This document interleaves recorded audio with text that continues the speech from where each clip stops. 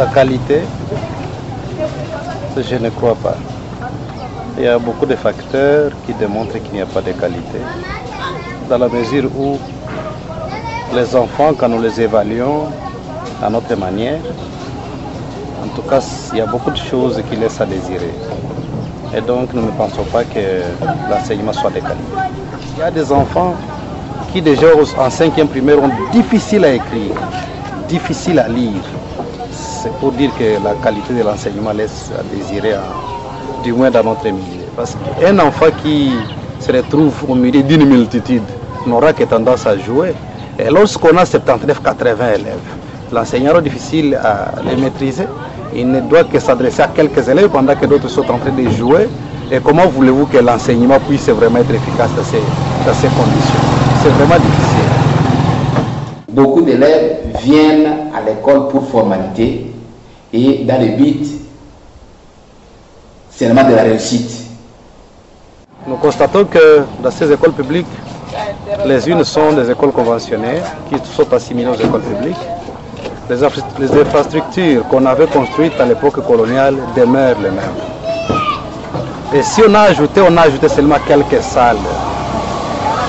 Pendant ce temps, nous continuons à payer les frais qu'on appelle les frais de construction depuis des années. Mais on ne voit pas les maisons. Souvent, on fait retourner les enfants à cause de la collation. Les enfants sont absents pendant, je ne sais pas, 2 ou 3 jours pour aller chercher de la collation à la maison. Ça diminue aussi la qualité de l'enseignement.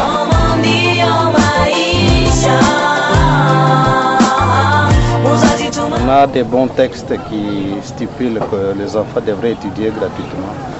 Mais nous ne voyons pas la gratuité. Je vais vous relater seulement ce qui s'est passé cette année, sans parler des autres années. Nous avons inscrit nos enfants, on nous avait dit que ça devrait être gratuit. Et toutefois, on nous a demandé le Minerval. Ça s'est élevé à 3 000 francs. Et nous avons considéré que c'était normal.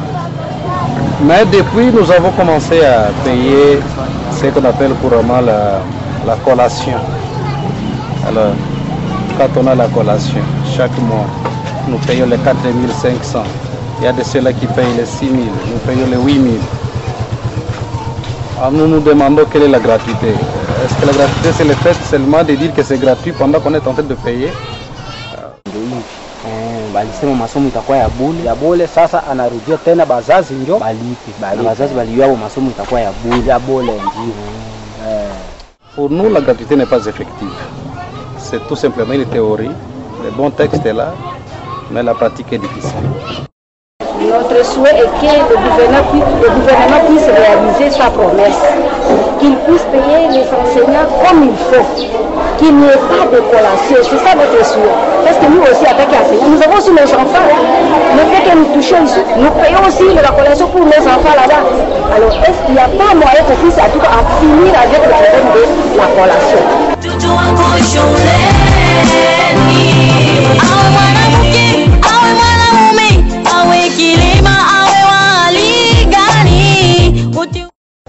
La gratuité veut dire quoi?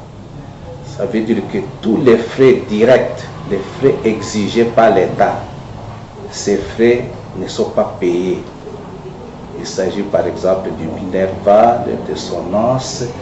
Et c'est peut-être une question de sous-information. La gratuité est effectivement là.